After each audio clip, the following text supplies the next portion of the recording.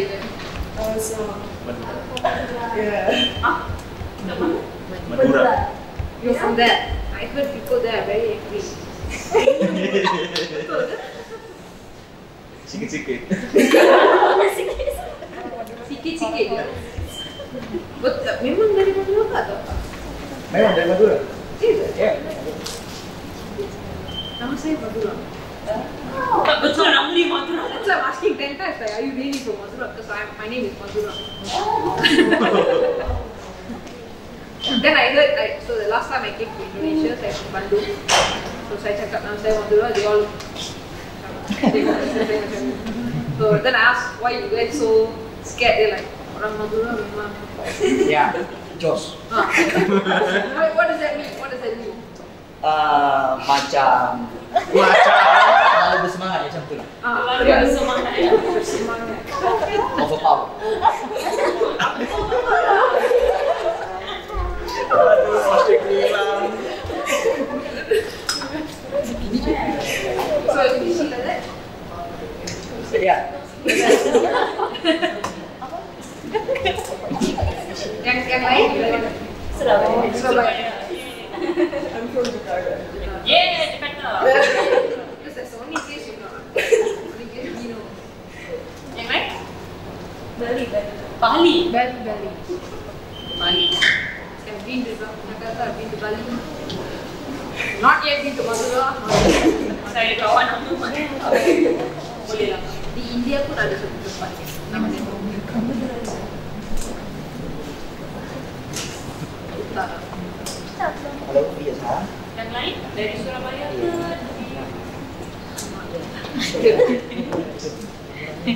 Surabaya. They look a bit confused. Like, where am I from? First, you guys are first year.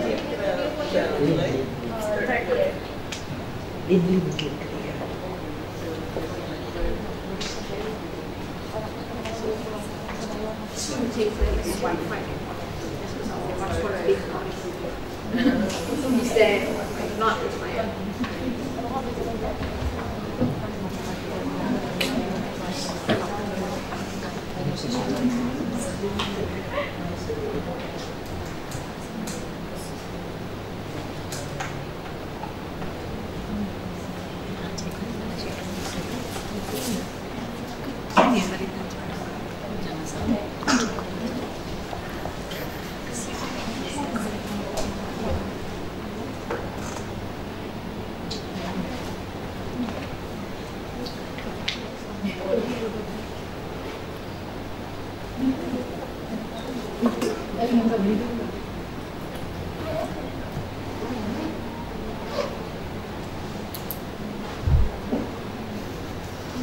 So, you semua ambil kelas social entrepreneurship. Ya. What do you do? What do you guys do in social? Ceritakan sikit apa kelas social. I think we mostly focus on SDGs. And then from our SDGs, most of us we make like a project, and then after that, that's actually our like final exam. That project. Yeah. So all of you have a project. Yes. What is your project? My project is we have to bring it's called Tumblr. It's time to bring your own water bottle, and then we ask 3 class to join our project, and we want them to bring their own tumbler, and we provide what is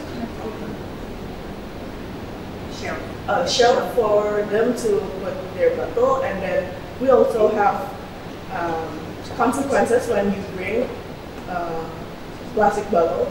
They have to pay the price of the water bottle that they bring inside the classroom. So, for example, they bring a bottle of mineral water, it's like 5,000 rupiah, then you have to pay 5,000 to enter. If you bring like coffee, 20,000, then you have to pay. Oh. We make a lot of money from it. Sebagai we left our coffee again. Yes. Alright. What about the rest? What's your project? Same project. Same project? Same project as Okay, 1, 2, 3. Yes. Alright. Your project?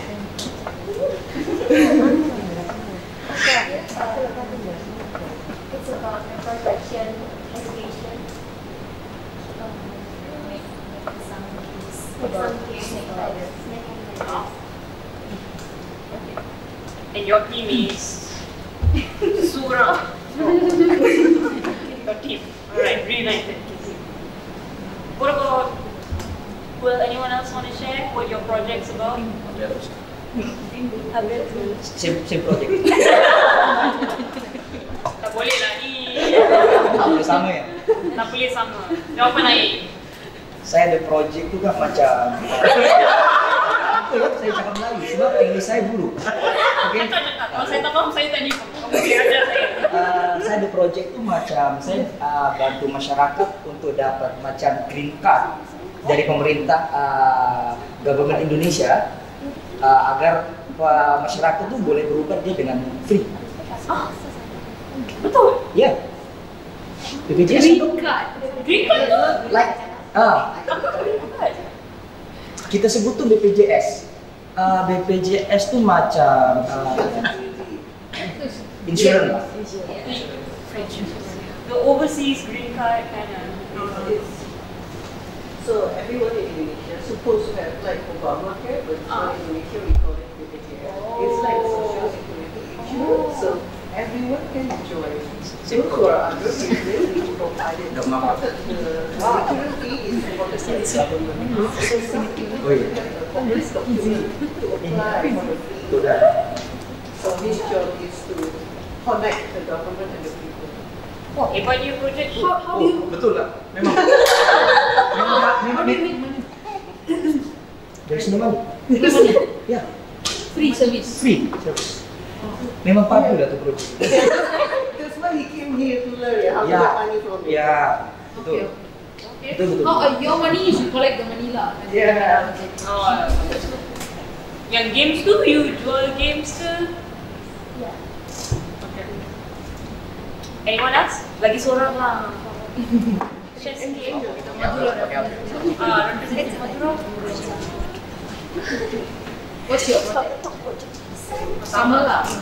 Paling apa? Wait, how many people for It's a project.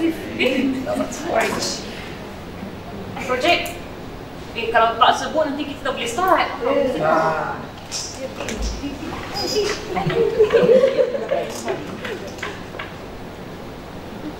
We have camera. Ada kamera. Cancer, Tak cancer. benda macam dia. Same. Cancer, what's your project? My project is medical course. Medical course. Please explain. We provide tutoring. Oh. It's same course.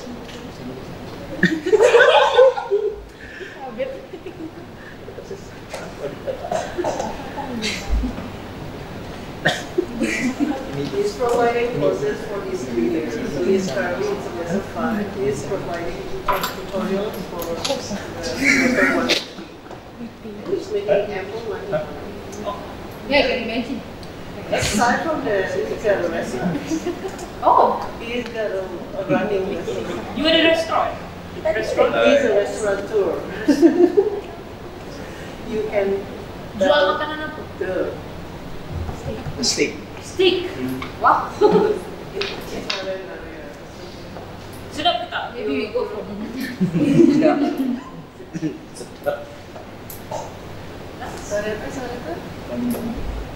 Project?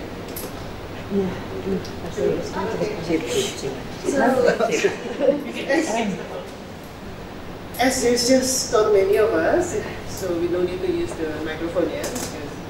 So introducing to you Miss Hafsa and Miss Madura. They both are from Ascendants. Aside from Ascendants, Miss Hafsa also has several businesses, several projects, and she's been doing a social entrepreneur.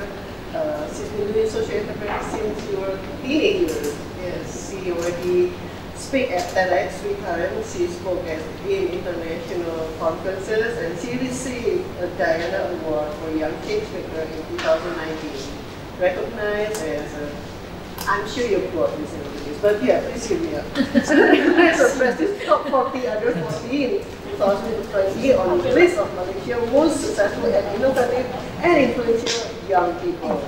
She is the CEO and co-founder of Science with Madura, an international youth movement that was over 50,000 students across 46 countries that help students discover what they love doing, get real-world, hands-on experience in the fields they are passionate about. So that's why she asked you about your project, and create sustainable careers for the people.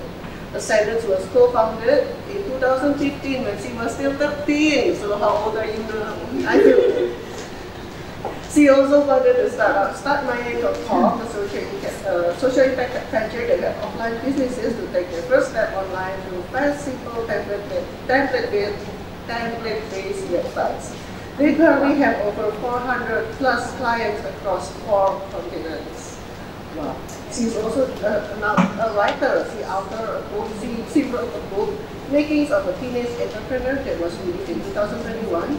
And she is currently an undergrad student at UPenn, University of Pennsylvania, an Ivy League university at the States, where she also served as the Vice President of Finance at the World Undergraduate Entrepreneurship Club.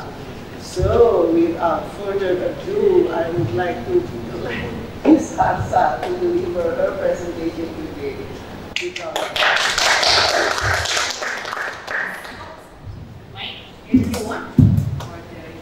For the recording, okay, for the recording. But not Zoom. Tak boleh lah. Can I just speak loudly? Boleh dengar tak suara saya? Boleh. And is the camera okay? Okay. Talk louder. Okay, talk louder. Okay? Okay. Today kita informal sikit boleh? Boleh. Alright, but thank you guys so much for coming to today's session. I want to just hear more about what you do and also just share a little bit about my experience. So I am a student also.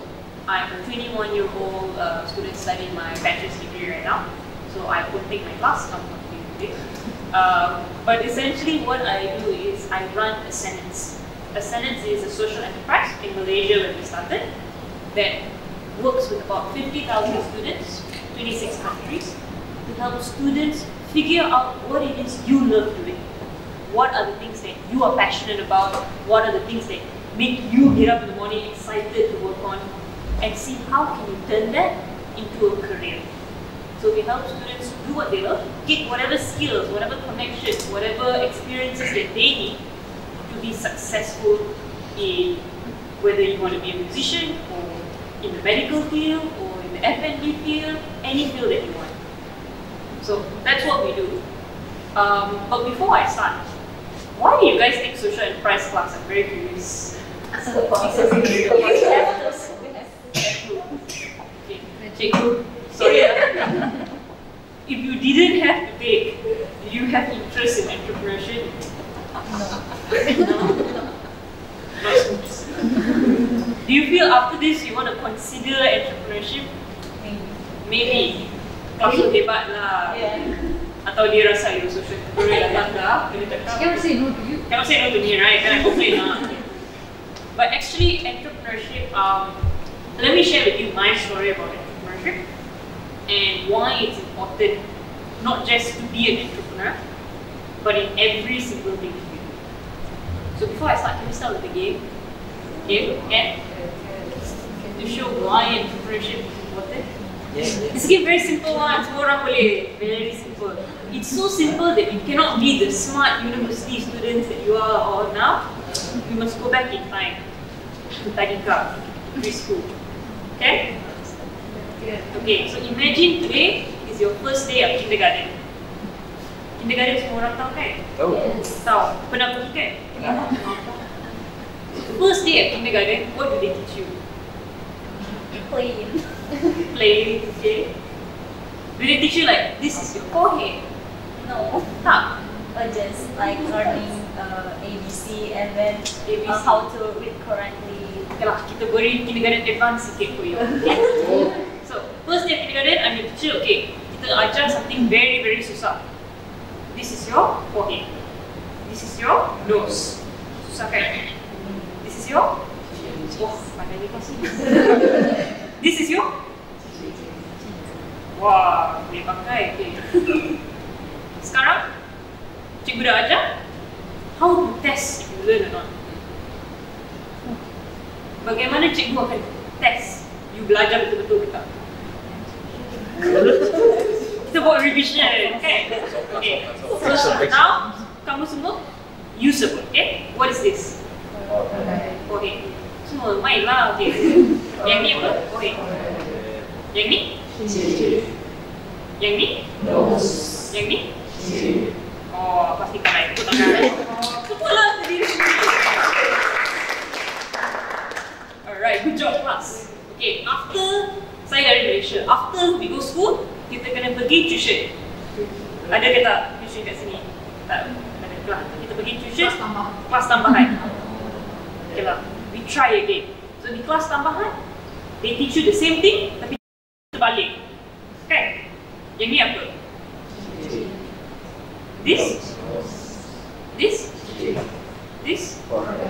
Wow, I must say, one more round of applause, right? So you learn, I teach, you learn, you go tuition, we do revision, everyone know, right? Can go for exam? Yeah. Sure? Sure. 100% huh? 100%. Okay, exam. Everyone put your hand up. Exam ni, kena buat, take. Put your hand up. Put your hand like this. Put your hand like this. Like this. Like this. Very complicated. Put your hand on your chin.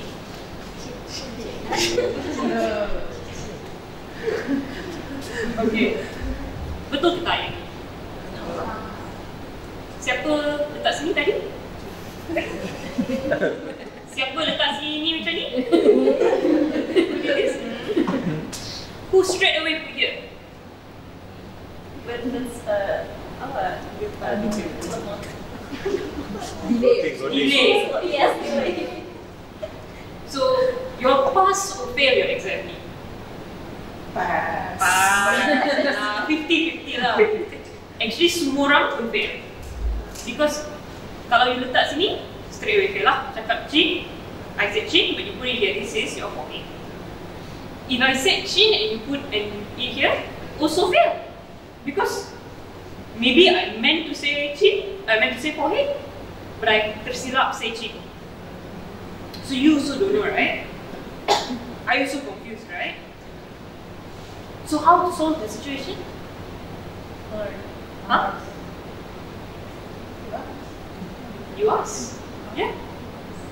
So, now we come back to university. So, entrepreneurship teaches you how to solve situations like this. It teaches you how to ask questions, how to navigate situations where you don't know what is right or wrong, and it teaches you, most importantly, how to think, how to solve problems. So this is a very simple example, but it can get very confused over something so simple. So for me, when we talk about entrepreneurship, social entrepreneurship, it's not about running a business. It's not about doing, making a lot of money and all that. Good if you can, but it's a way of thinking that helps you solve problems, and solve problems in a way that improves the lives of people around you. So even if after this class you say, I want to be an entrepreneur, I want to be a doctor, I want to be a nurse, I want to run a restaurant in a sense, that is all fine. But hopefully you take away the ability to think like an entrepreneur, to solve problems like an entrepreneur, if that makes sense. So I will share with you today, not the entrepreneurial story, but I'll share with you all of the things that I learned in entrepreneurship that helped me in other things in my life. Okay? If your questions, please ask. Don't wait until the end. The next day. Okay. So when I first learned entrepreneurship, I was 11 years old. So I wasn't very smart.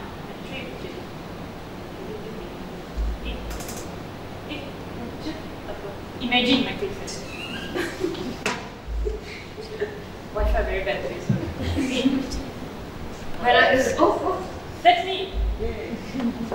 But yeah, when I was 11, I didn't know about business. I don't even want to be an entrepreneur. I didn't know any of these things. But my mom, she quit her job, single mother, went to start her own business, and she found this business incubator in KL, Kuala Lumpur. They used to have weekly talks, and they have weekly events, programs, and so on that she will go for to start her business, and she will bring me along because no one to babysit at home. So when I was there, it was the first time I met all of these amazing entrepreneurs. So these people, they run companies in any industry you can think of. What is the most fun industry that you can think of? Most fun industry? Travel? Okay, travel. We all like travel. So they're the $1 million tourism company. You all like fashion? No fans of fashion. No fashion. Oh, she said no. They're a fashion company. Maybe you all, I don't know, what is fun for you all? Accounting? Not fun. They're an accounting company. They're a media company. Media fun? Media is fun. Today they have like dance company. They have, you know, a documentary company. So there's all different kind of organizations, over 30 different entrepreneurs. Some of them $1 million businesses, some of them they have financial freedom, which means they don't work also, they earn enough money to survive. And some of them just starting out, growing their business and so on. But what impressed me is not the business, it was the people there. Because the people there had a very weird way of thinking about things.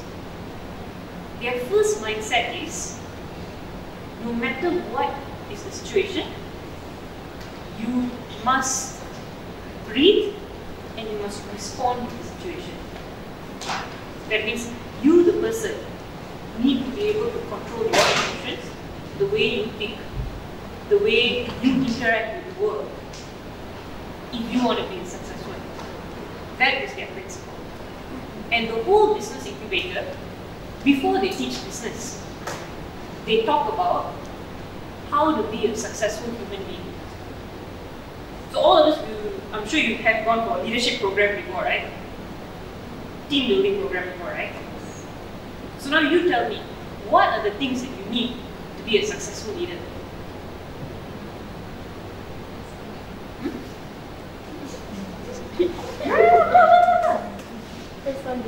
Responsibility. Okay, what else? You want to lead a company, you want to lead a team, what do you need?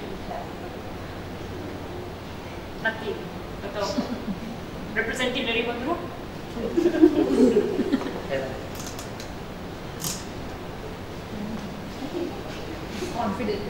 Confidence, okay. What else? The team. Oh, you need a team, you cannot lead the team. Okay, what else? What characteristics does a good leader or good person need to have? Time management. Very good. What else? Communications. Communication skills. Very good. Okay. What else? Apa skill yang perlu? Anger management. One more. Come on, please. Stress management. Oh. So we know all these things, right? You need to manage your anger, manage your stress, manage your time. You need to communicate well. You need to have a good team. We know all these things, right? So how many of you got work in group project before? Group project? Tak pernah buat group project? Pernah, right? So think back to your group project. When you were doing the group project, you know you need to manage stress, you need to manage time, you need to communicate well and all, right? Can you do it 100% perfect? Cannot, right? So this business incubator, they wanted to teach people why you cannot manage yourself well. So what is the reason? Even though you know you must communicate well, you must manage your stress, you must manage your anger. Why is it so hard to do with your project? And they teach it in a very unique way. They cut the class, you don't sit down and they teach and all of that. They teach it through experience. So they let you work on a project, they let you do things, and then they'll come and tell you, what did you learn from it? So I'll give you an example. I started going to these events. I was 11, right? So first time after the event, I woke up to the CEO of this business incubator and I said, I want to be part of this incubator. Can you teach me how to start my own business? He said, Ken, your first lesson, come back next week for the talk. So I said, hey, so easy. So the next week, I come back. Then I said again, can you teach me how to be a business, an entrepreneur? He said, Ken, come back next week to talk.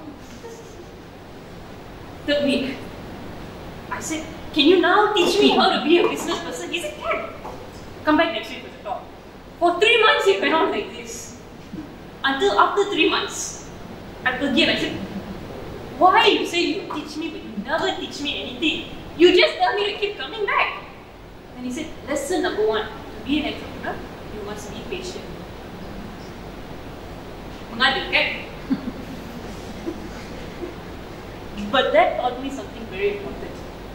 Other than being patient, if you want to be somebody who is calm, if you want to be someone who can communicate well, if you want to be someone who can manage your time, the easiest way to learn all of that is to spend time with people who are calm, who can manage themselves, who can manage their time well.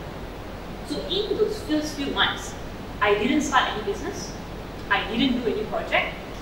It's just every week there will be these entrepreneurs who have all these good habit lessons, and I will just spend time with them. And I will go there and I will have conversations and I will ask questions and I will work on projects with them and I will follow them for their meetings. That was the time which I think I learned the most. Because some of them will go for their big company meetings, they will have this client who come from different countries, and I will come for the meeting and ask, Harsha, what do you think about this project? I'm 11, I don't know anything, I'm not paying attention. Okay, betul. Or they will say, okay, we're working on this new project, we need someone to do the proposal, the slide deck and everything, right? Harsha, can you do this or not? Tak kena guna PowerPoint pun, boleh. And then that's the whole slide. Or they will say, we need to do a social media campaign. Can you work on this? Didn't have social media, I said can. But all of these initial things, as I was working with them, I had so much fun because of the mindset of the people there, which is they look at everything as a learning opportunity. So I started learning, I spent time with them, and as I started spending time with them, I noticed something about myself. I started learning all of those things, most things, from observing how they are. For example, there was one person who I went for a meeting with. He is a very successful entrepreneur. We went in for this meeting. He's meeting one of his clients, and the client is scolding him like nobody's business. Have you ever been scolded before? Cikgu, ibu bapa, brother, sister, got scolded before, right? So if you are in this situation, you are a successful entrepreneur, your client is there, they're yelling at you. I'm in the corner there, 11 years old. What would you do? Cry? No, not cry. Scold back. Then keep quiet. The criticism and I will thinking about how can I manage about my business, or how can I make the solution for the people that criticism for Take me. the criticism, think about the solution. I was going to cry, to be honest. Maybe you should have been there instead. But what this entrepreneur did, which I'll never forget, is he looked at the client and he started laughing. And I thought, alamak, I'm going to marah. But what actually happened is, the client also started laughing. And the client started saying, actually, why I'm so angry? sorry lah, how can we work on this together? So these kind of things, you cannot learn in a classroom. You can only learn from spending time with people and seeing how they handle the situation. Another person I met, they were part of their business is they need to make phone calls. So they will call all these clients and so on, and they will talk about their program, their product, their services and so on. They call the client. The person is like, you know, when you get phone call, like you don't want to answer, right? You're like, sorry, I'm busy. Sorry, I got something else to do. Or you don't pick up at all, right? So they were getting these people who keep saying they're busy, they're busy. I was thinking, so sad job, you know, to make these phone calls. But the thing that I was so amazed at was one person, the moment they called, even if the person said they're busy, they would say, it's okay. You give me 5 minutes of your time, and I promise you, you don't want to hang up on my phone call. What dahsyatnya. So cool. And I saw the way this person communicated on the phone. They asked questions. They asked, how is your son, how is your daughter, to strangers, you know, people they don't know. How is your day, are they stressed or not? They never talk anything about their product. In the last 5 minutes of the phone call, they were calling for 30 minutes. They said, by the way, I have this product, do you want to buy or not? And the person said, yes. So all of these things, in the first 6 months, before I had any business, I tried to take in this information. And I didn't even try that. I take in this information. And I started learning from observing the situations.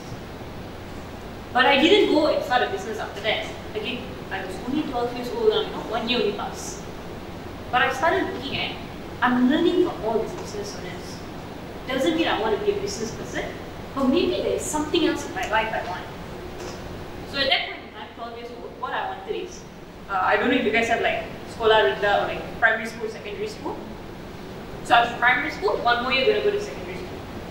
So I wanted at that point in time to get a scholarship to go to an international school for my secondary school. So this was the big goal that I had. But my academics, okay. My sports, non-existent. My anything like outstanding, I don't have. But I have this goal. I want to get this scholarship. So why? So what I did is very simple. I look back at all the skills that I've learned from these entrepreneurs, and I started thinking, what can I use to achieve this goal I have? It may not be a business, but by right, the skill should be the same, right?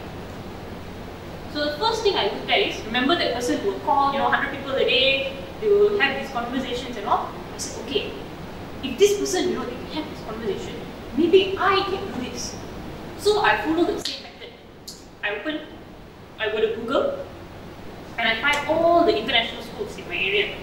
And one by one, I started calling their admin staff. And people when you call, again, they are like, don't want to talk to me. But now I didn't really listening. So I will ask them, how is your day at work today? How is the students you work with? What kind of students do you look for? By the way, I need to apply for scholarship. So even if they don't have scholarship, they say, okay lah, I'll connect you to my teacher or this person, you talk to them, you see. So I started taking that lesson and I started applying it. Then I also saw, okay, a lot of these entrepreneurs, they are very they will ask for things. So if they go for an event, they go for to a conference and so on. If nobody come and talk to them, they will go and talk to the person. They will go to every booth. They will say, how can I collaborate with your company? How can my company work with your company? And I used to follow these entrepreneurs around, right? So that same skill I take in my own getting the scholarship, I try to apply it. So I go up to all of the different, the sports team in school. We have like Ola Raga, I don't know if you have that, the running, the jumping nets. I go up to my Ola Raga teacher, how can I be part of your team? He said, you're very bad at all sports, please don't apply. I went with my netball teacher. You guys have netball? Bola jaring? No? Like basketball. You guys have basketball? So something like that. I went with that teacher and I said, can I be part of your team? My teacher said, our team is full. We have no space for new people. But now I'm smart already. I see these entrepreneurs, they're very persistent. They don't take no for an answer. So I also don't take no. Every day I show up for the basketball practice. Even the teacher's like, oh my goodness, just come up for the practice. So in the end, I ended up joining the school the basketball kind of team. The school team won the district level, won the state level, and I even represented the state in the international, Penang Open kind of basketball, the national level kind of thing, where we compete against like all the different states, and we also compete against different countries, Sri Lanka, Indonesia, a few others as well. In my academics, I see a lot of these entrepreneurs, they're very intelligent people, but many times they go for meeting, they don't know what is happening, new clients. So they will ask a lot of questions. They will ask, for this project, where did it start? How did you begin your company if they are meeting other business owners? How is it you are working on these things, like where you get the inspiration and so on? So again, I follow them for the meetings, I take that information, I go back to school, and I use it with my teachers. Why you teach the subject to? How you started learning about the subject? Where this chapter came from? Until even I don't understand what I'm studying, I begin to learn to understand. So slowly, I didn't become an entrepreneur. I didn't start running a business from day one. But all these qualities I had, I used it in a goal that I was passionate about, that I wanted. Even the point where one teacher got so irritated with me because I keep trying to apply for scholarship and all of that, right? She came and she scolded me in front of the whole school during our assembly, our Perguruan assembly time. At that time, I didn't know what to do. I get very upset, right? But I remember that one entrepreneur who gets scolded by his client and laugh. So I just laugh. And I learned how to manage the situation. I learned how to understand what is happening to me from those entrepreneurs. So within that 1 year, by the time I finished my primary school, I ended up getting a scholarship worth, I don't know how to say this in Mother of Musical Maths, 150,000 ringgit, something like that. I ended up getting a scholarship for my entire 5 years of secondary school at an international school. So this was not like a big deal, like now we look back, secondary school and so on. But thank you, Mother of Musical Maths. Mother is accountant. But 500 million rupiah. 500 million rupiah. Thank you. So I got a scholarship with 500 million rupiah for my whole secondary school education. So this was the first goal I ever set. And many people ask me, how did you achieve this goal? Because many people know I was a useless student in primary school. But it's very simple. It's about what is the qualities and what is the characters that I learned from the entrepreneurship world that help me in other things that I do. So what are the goals that you guys want to achieve? If today I ask you, in an ideal world, unlimited money, unlimited time, unlimited permission from all your family and all that, semua pun you ada, everything you have, what would you do? What would you achieve? I'm expecting answers on this. Anyone? Dalam dunia sempurna, apa yang you nak? Anyone?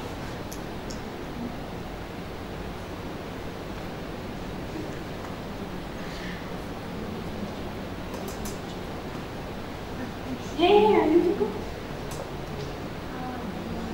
People who can help someone, because masuk ke kedokteran ini difaham. Boleh cakap? Masuk ke kedokteran disuruh buat berguna ke orang banyak. Nak tolong ramai-ramai. Tolong orang ramai. Okay, bagus tu. Nak tolong berapa? Berapa orang? Di Madura kan di pulau lagi ada pulau lagi. Suruh pengabdi di sana juga. Set up that. Take care of that. Pulau lain. Ada berapa orang? Populasinya? Saya tak tahu. What do you want to do in an ideal world?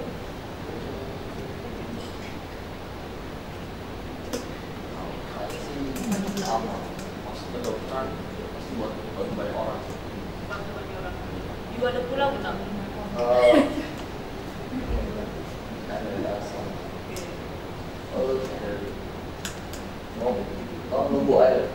Oh, jadi you pun ada pulau, okay. Macam ni satu Indonesia selesai, semua orang ambil satu pulau. Kenapa nak tolong bantu?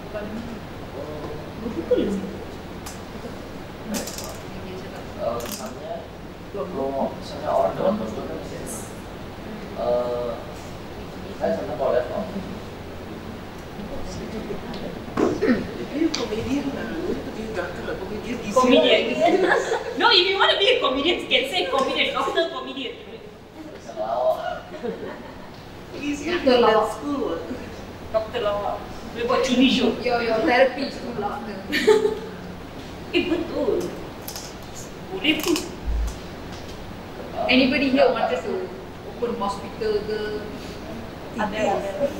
Yes. Hospital. Because like for me when I was young, I always wanted to open a hotel. That's my thing. Even now lah, maybe in a few years time I'll do that. Like a hotel, at each room is a different tema. Harry Potter, Transformers, Power Rangers.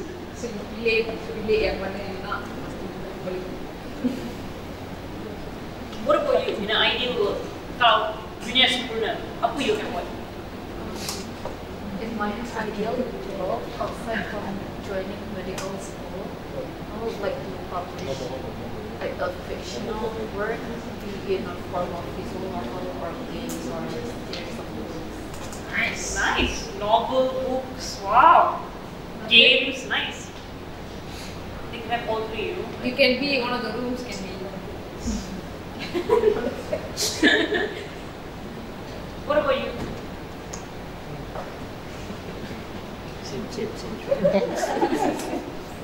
That you ask whether if word is perfect. Yes. Yeah, I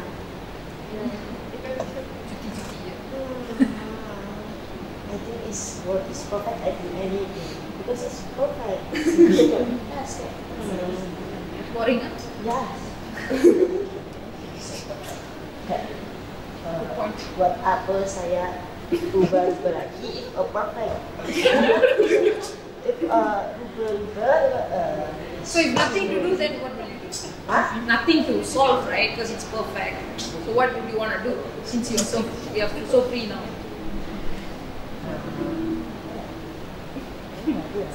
Holiday in Boracay. Yes. Maybe always. Traveling. Happy. Or you'll be here and just stay in Surabaya.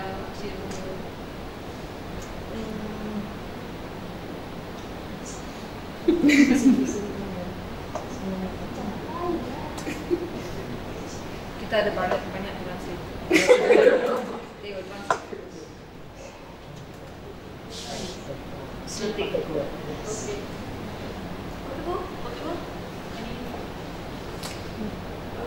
I don't know, maybe I don't know, maybe it's because the stress of this test. I don't really have what I want to do. At this point, there's no perfect. Yeah.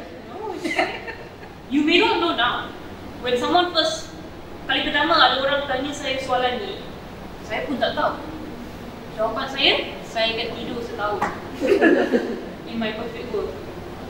Tapi, as I started thinking more and more about this question, bila saya fikir lebih tentang apa betul lah saya nak if I had everything, then only I started getting a very clear goal, a matlamat hidup saya.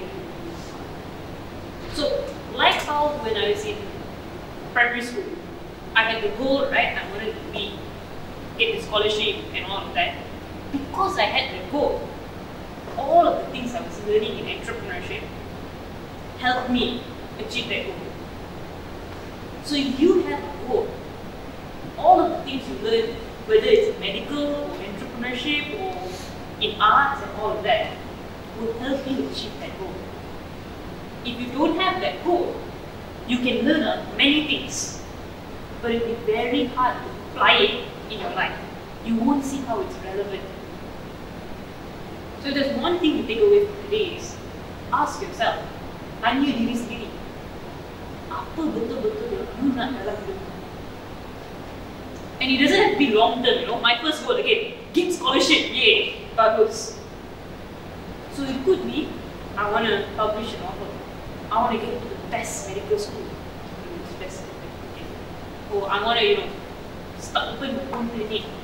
I want to help those in need. I want to help 1 million people who cannot afford medical healthcare. It can be anything that you want. But you need to start asking yourself and seeing matlamat tu, visi tu dalam minda kamu, in your mind. You must see that goal. Because for me, the second thing entrepreneurship taught me is, only when you have that goal, you tahu apa yang you nak, nanti saja you boleh achieve it. If you don't have all your energy, every day you wake up tired and all of that, stressed with exams and all of that, it's very hard to feel that you are moving towards something. I'm a student too, so I studied finals. I just finished last week. And part of it, like when I'm sitting for exams, it is very stressful, okay? You're like, oh my god, revision, bring nota, then I'm tidur sampai pukul 3 pagi doing your assignment and all of that, right? So, but for me, I'm so happy to do my exams sometimes. Because I'm still stressed. But why I'm happy is because I know that if I do this right, it will help me in my goal, or I'm learning something in this experience that is going to make me today a better entrepreneur. Today my goal is very simple. I want 1 million students to have that experience yang I ada bila saya budak kecil tu. To go with other people and learn things that will help them in their life, no matter what their goal is. I want to make that part of education. And I want 1 million students to experience what I experienced. That is my goal. So because I have that goal, even when I'm stressing for exam, I'm thinking in my mind, okay, I must learn how to manage my emotions so that I can teach the other students for the exam how to manage their emotions. Or when I'm learning maths, I hate maths. When I'm learning maths for my exam, I take statistics classes in. I'm thinking, okay, even though it's a required subject, I need to see how is this fun so that I can make it fun for other students. So because I have that goal, all of these other things that I do becomes relevant to that. So, you don't have to know now 100% what your life is going to be like. But if there's one lesson from entrepreneurship, it is you must have a goal for something. Any questions so far?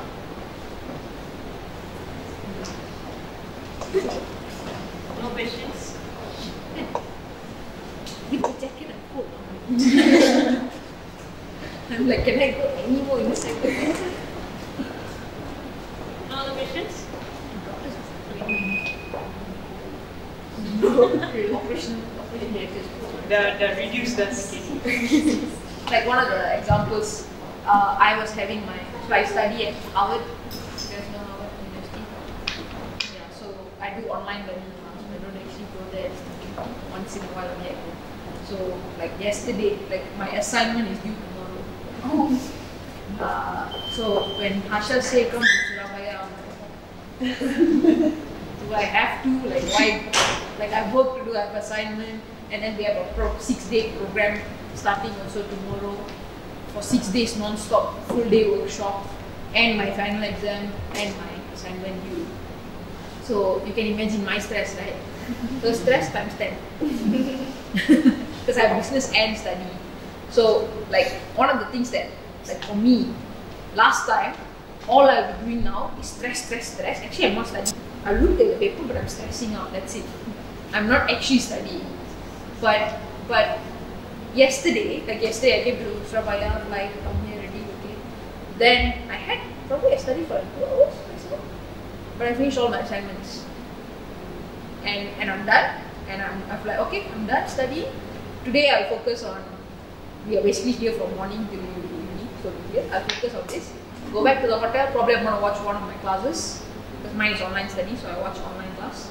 Then I will do my final exam next week. But last time, when I'm before entrepreneurship, wow, today, you was watch class lah. You was watch this girl was sleeping so long. I can watch one class by now. But actually, if you had the time, so you won't watch the class, right? Because what you will do? Instagram, TikTok. Buat tu stress, duduk stress No, like I'm stressed, so what I was to calm down lah. Instagram. That's what I do last time. But nowadays it's like I'm more calm. Like entrepreneurship taught me, it can be the hurricane is taking place, all the 10 Guppa Bumi is taking place at the same time, no problem. Relax. Because it taught me to like calm myself down and just take it one step at a time. And have faith that it will work out. Because you guys are, I can guarantee you guys are like 100 times smarter than the two of us. Biology was the worst subject in my school. I did biology in high school. The day before biology exam, I'll memorize the book, I'll go vomit, and then I'll delete. So if you ask me now what you study, I have no idea what was in biology. You guys are much more smarter, so you can handle it. You can. It's just that you need to have the faith and the calm mind to handle it. And the only way you develop that is like what she said, the goals and the entrepreneur. It's the mindset. Doesn't mean you must all start a business now. It's just the mindset. Enjoy this. Yes. About your bringing up. I actually curious about your bringing up. But you guys are so young, yet you're in this social entrepreneurship already. So must be something to do with your bringing up. You already tell us about your mother. You have the more interesting parent story. Tak ada lah, main kita habis dah kan parent story. Okay, so both my parents, they were teachers, and then my father changed from teacher to businessman when I was born. They changed. But for me, I'm the normalest kid in Malaysia. In Malaysia, middle class family, they go to school, come back, go tuition, extra class, come back, that's it. I don't do anything. So, but I think for me, my parents were like relaxed, they were like, do what you want. So for the longest time, I said I'll become wall painter lah. I told them everything but anything serious. So after my high school finished, my parents were like, okay, so what do you want to do next? I said, no idea. So they brought me, I don't know if in Indonesia you guys have this. In Malaysia, we have education fair. Like all the university will come to one big exhibition hall. So my parents brought me there. We walked around for one day. We picked a course. I signed up. Like I had no idea what I was doing. I went into accounting. You can imagine how boring it is. I went into accounting. And I was studying there for 1 year. Again, normal, like I go class, I won't be listening to class, I'll be sleeping in the back. So it's like I was not a special kid at all. Like I didn't know any of this when I was younger. Then one day, you can see me there, right? Oh, they can recognize. Can you see me there? See, I look so bored, right? Look at me. Like I'm so done with this kind of thing. So I went for the talk, but what I liked there was they talked about following your heart. So I was like, wow, so idealistic. Like, wow, follow your heart. My mom and dad never talked about follow heart. Make money. Right? So I was like very interested. So I stayed there, I went for the programs and everything, and I started ascendance. But I think for me, what I've learned is when I was younger, I don't talk to my parents. Like especially teenager lah. Go to school, come back, my mom will ask how was school. I said okay. That's it, maximum. I never talk anything more. But being in this platform, I now actually am friends with my parents. So every week I'll go breakfast with my dad and then talk for 2 hours. Now I must block 2 hours because my dad can talk a lot. He will tell all his childhood story and then I'll tell all my problems, he'll tell his problems, and we have become friends in a way. My mom also same, but mom cannot go breakfast all outside because she will say, I can cook for you, why are you going on? So must go to the kitchen with my mom. While she cooks, I must talk to her. So like I did not come from a different family or anything. It was normal. Yes, my parents didn't say must get straight A's. Because they're teachers, they are different teachers. actually other teachers don't like my parents because my parents are the ones who say you must understand. So it's not about A. So a bit different in that sense. They were like, you must understand what you're learning. It's not about being the best in school. They let us play no matter how old we were. They're like, if you got final exam tomorrow, the day before my mom will bring you to movie. Watch movie and calm down. So she said, no point you study on Sunday. Because whatever you study now, not going to go into your mind. So she'll say, let's go movie, we'll watch a movie, have a nice makan. Next day, go for final exam. Sorry? What was really water, but there's a water that I said. Why? Actually, it works, you know. Like why she did that? Because her mom did that. When she was young, her mom used to bring her for movie before big exams. So my mom did the same thing. It's just those small things, but nothing amazing and exceptional. My mom is still a lecturer. My dad still do his business, simple people. But they gave me, when I got the opportunity, they said, go and try. And of course, at one point I was fighting with my parents because in ascendance, we work from morning till night. So I'll come back home at 11 o'clock, 12 o'clock at night. So can you imagine, you can see 19-year-old, 18, 20-year-old Madhura going back to the house at 12 o'clock at night. My mom will be like, you think this is a hotel, is it? I got fight with them, all kinds of things, but eventually I learned how to manage it. I just show them that this is really what I want. I want to achieve this goal. I show my passion for it. Then they themselves, okay, nowadays if I do anything, they're first to go and support me, first to join me and all that. But of course, last time also, it took a long time for me to get them on my side.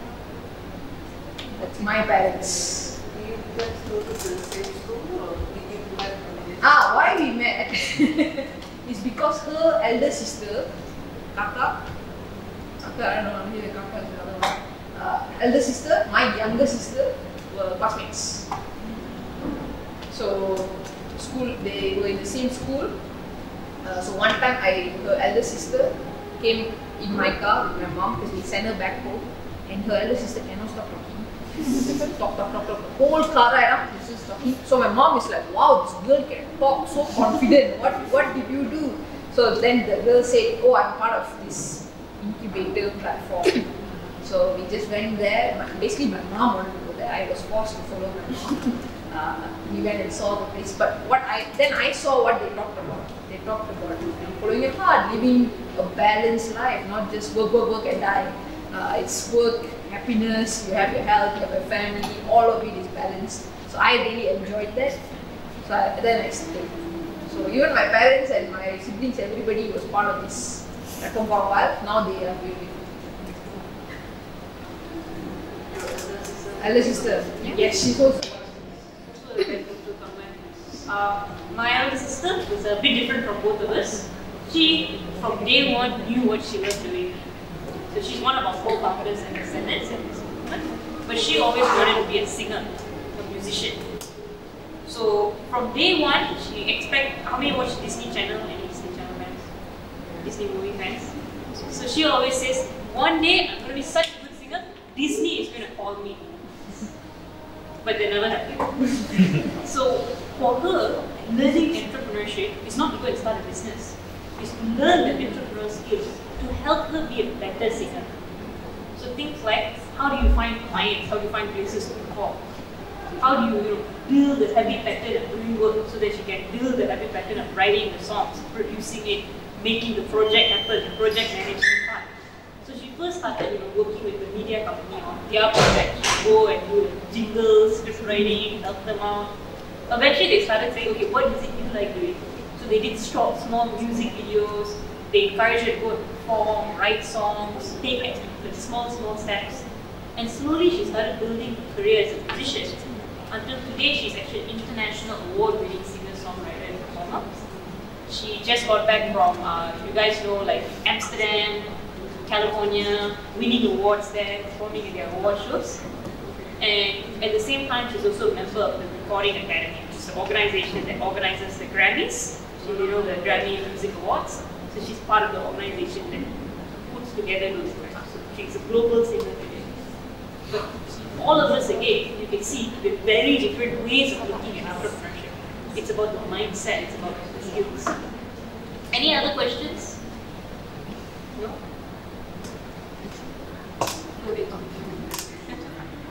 How do you, like, is it normal to feel fear even though you know you want to achieve this goal, but when you were given the opportunity, you feel like, what if I cannot do this and stuff, and then you back away from it and wasted an opportunity? Is it a normal thing? Because that happened to me.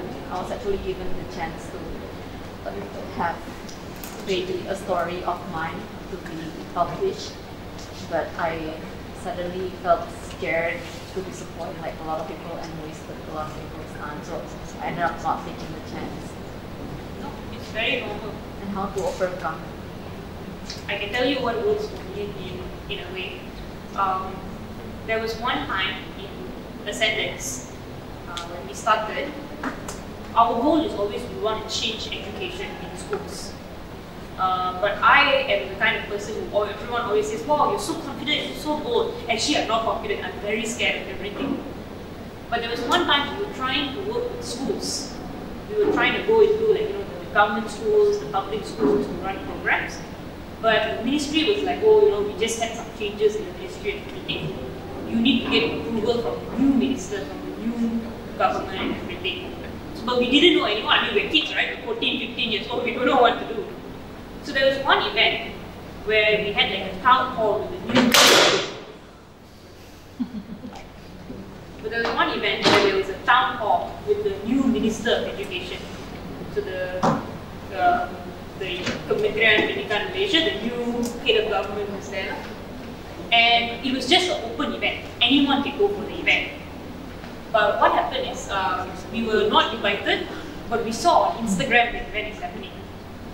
So we went for the event. My sister and I were coming back from a meeting. She said, hey, co-founder, right, let's go for this. I was like, oh, I'm scared, I don't want to, not so comfortable. But she said, no, let's go. So we went for this event. The room was packed. Media, reporters, everyone was there. People complaining, people happy, everyone was there. The room is probably like twice the size of this room, 2 times as long. The minister is sat over there. The entrance is over there, like sardine can. And at the same time, when we go in, they say no entry. We are maximum capacity already. But our goal is we need to go and meet this minister and tell him about our program so that we improve our program, give some kind of endorsement for our program. So I was so scared the whole day. But my sister, she has no fear. She basically, there was a reporter coming in. She said, oh, we are with that reporter, we're not. Then we follow them inside. We sneak in the room. Then she pushed, she said, hey, go to the front there. Then she said, just go. So I was scared of my sister, so I went in front. Then, there was an opportunity then to ask questions to the minister directly. I didn't want to ask. Because, again, I'm very scared. But my sister said, son, give her the mic. She said, go and ask for the mic. So I asked, I put up my hand, very shy, I took the mic. And I started asking a question. My question basically was, I run Ascendance, this is what we do. How can we get support from your ministry and everything? And as I'm asking the question, I can hear people in the audience going boo, boo. I was scared. And I was 14 years old. But after I asked that question, the minister actually replied, thank you for asking that. I encourage all of the media, the newspaper, the TV shows all, to come and talk to these 2 kids here. And I encourage all of you to work with them. So because I asked that one question, so many things happened for us after that. Many people wanted to work with us. Media came and interviewed the work we did, highlighted the work we did and so on. And everyone came and said, wow, Harsha, you're so confident, good job for asking that question. But the truth is, I almost didn't ask. If I was there alone, I wouldn't have done anything. I would have chickened out. So if you're asking, how do you overcome the fear? The truth is, in the beginning, you cannot overcome it alone. You need somebody there with you, who believes in you more than you believe in yourself. A mentor, a co-founder, a teammate, or even your friend. But but you need to be able to be truthful to those people next to you, and allow them to help you. And sometimes you have to listen to the other person, even when you are not confident. Because especially in the beginning stages, the fear will be so much that you feel you cannot do it. So that's the time with the people around you is the most. Today I am that annoying person that will encourage all of our friends. We go and talk, go and ask questions, go and do this. But then it's because over time, people have believed in me. I hope that helps. Any other questions?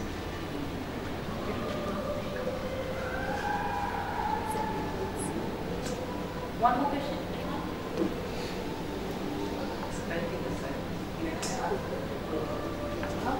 Aside from this, how do you explain How did we expand? I think the first thing that we did, we didn't have any schools that wanted to work with us today because we didn't know any schools, right? So the first thing we did is we used to call up, we used to Google home schools near me, and we used to call them one by one to say, hi, my name is Sharsha, I'm 13 years old, I run Ascendance, we have this program, can we run this program in your school? And the first thing that they would reply is, why are you calling me? How dare you call me? You are 13 years old, I've been running this homeschool for 20 years. So we used to get scolded and all of that by a lot of people who didn't really understand what we were doing. But in the beginning, first year of running Ascendance, we just called as many people as we could. So I think we made hundreds of calls, and we started setting meetings, going and meeting the ones who started to believe in us, who were willing to give us a chance.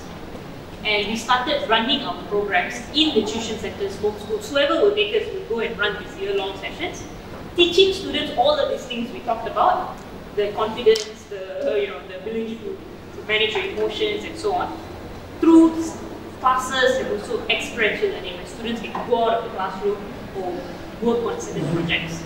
So that was the first program we ran. From just the cold calls alone, we had about 10 different centers that came on board, and we had about 500 students that we were working with the first year. From there, when we wanted to grow, we didn't know anyone, right?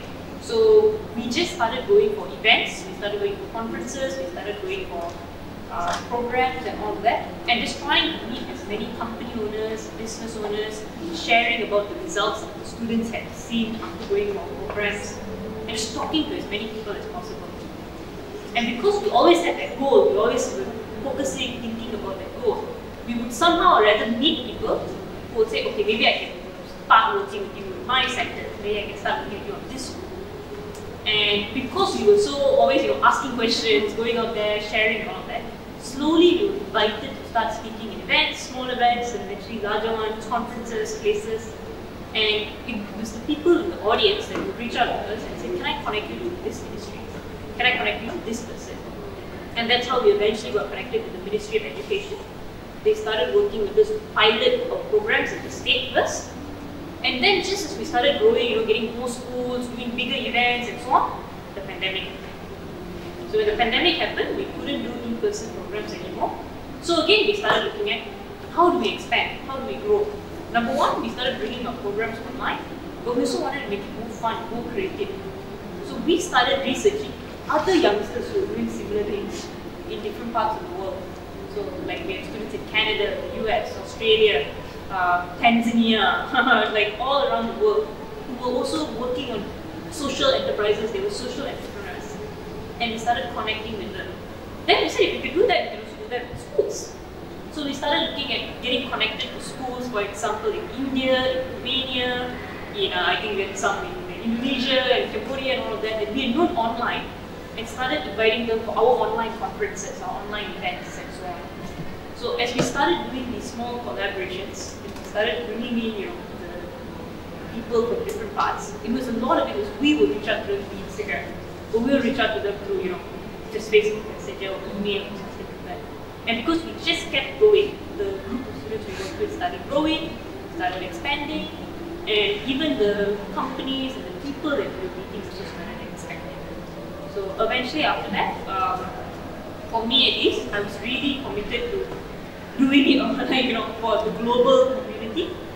So I enrolled in a degree program that is by the University of Pennsylvania. So they're one of the Ivy League schools in the US, but it was a distance learning program. But I went to university, on that program. I joined as many clubs as possible, even if they're only on campus. I call them and I say, "Can I please join your club? I'll do anything. Just let me be part of this."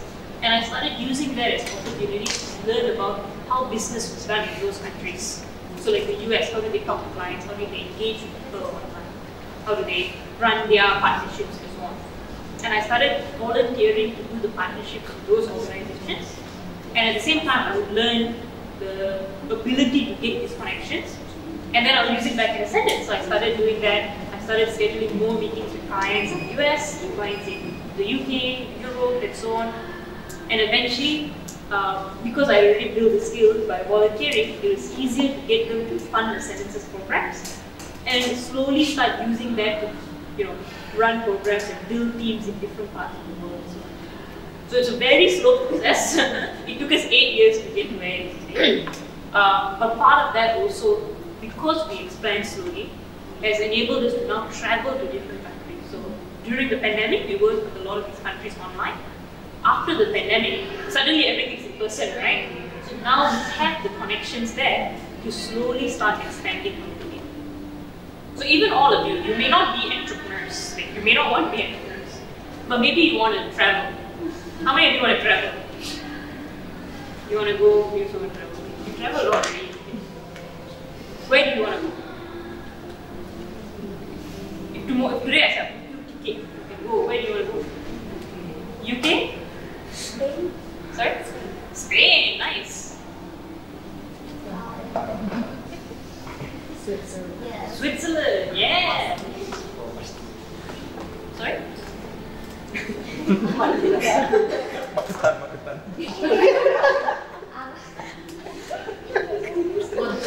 Mazura di India. Iya. Okay. So, the story of the first time I ever traveled was I got a free trip to New York for me and my co-founder at home. And how that happened is, remember I said I started setting all these meetings online? So even though we started meeting all these people online and so on, I could never afford to go because expenses now, begini now. But as I started, being in these communities and being in all of these projects and all that, I started sending out as many applications to join competitions, grant applications, meeting applications, and so on. And eventually, I think after an easy 50-60 I sent out, one of them replied saying, "Yes, we would love to have you speak in our conference in New York. We will pay for your flight, we will pay for your accommodation. You just come and present and share with our students." So from there, I was very amazed. So we went to New York for the first time, and from that event, 3-day conference in Times Square, when you see movies, in the middle of Times Square, on Broadway area there, we went for that event. But we met so many people and we used the connections at the conference so much that we actually ended up getting many clients and many opportunities to expand in the US from that one event. So much so in the last year, or this year, I spent easily 3 months in the US just working on building our team. And today we just launched our US version of our company in the US as well. Yeah, with all of the top universities, Princeton, Harvard, Brown, and so on. Because of that time we spent there. So, from there, slowly the opportunities started growing as well. Because I went and spoke there, someone that I emailed previously connected what we did to another person, and that person invited us to come for a conference in the UK. And they invited us to represent Southeast Asia as one of the entrepreneurs to go and share our research. That was by school foundation. So that was in Oxford, if you know the Oxford University. So they had a lot of people who were doing social work. So a lot of medical practitioners were there, a lot of lawyers were there, a lot of people in different industries who are considered the ones in their industries who are leading social change. All were invited together at that event. So just like that, slowly it started growing. Not because I intentionally went and traveled to all these countries, but again, because I focused on my goal. and I slowly got better and better and built my network, grew what we were doing. So who knows, maybe next time we'll see you guys, you know, best in your fields, also invited. Do you still remember your first time toward the first community or club or school that said 13-year-old person? Oh yeah, I remember Miss Lillian's first meeting, but Oneness was the first program. So the first program we did is a very funny story. It was a tuition center. Tuition center. Oneness, they were homeschooled, and they basically teach the IGCSE curriculum in their school, like the British curriculum for like students on their own and all of that. So we went to the meeting. They were very excited. They said, "Come do it for 2 batches of students and so on." And then we came in for the program. We ran the program, the first session out of 10 sessions. And the students were so excited. They were, you know, like saying, "Can I get your number? Can I do this? Can I put it on Instagram? Like can I continue working with you? Come back next month." So excited and all that. But we were so surprised that after that, when we called to schedule the next session, the school actually said, "Actually, no, thank you. We don't want another one." Yeah, so we were like, "Why? What happened?" Then they said our students basically got too excited. That they were worried now they will not, you know, like they will not focus on their things. Maybe if you start a center, they will go to your center instead. So we don't want to continue this program. It's very sad. You know, first client we got. But again, then, you know, we moved on to the next and the next, and slowly we build on.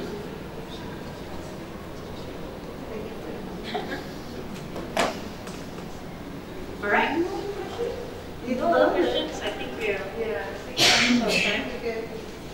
I think what I learned from this session is number one is patience. Patience, yes. The first lesson we learned is patience, but then also persistent. Yeah?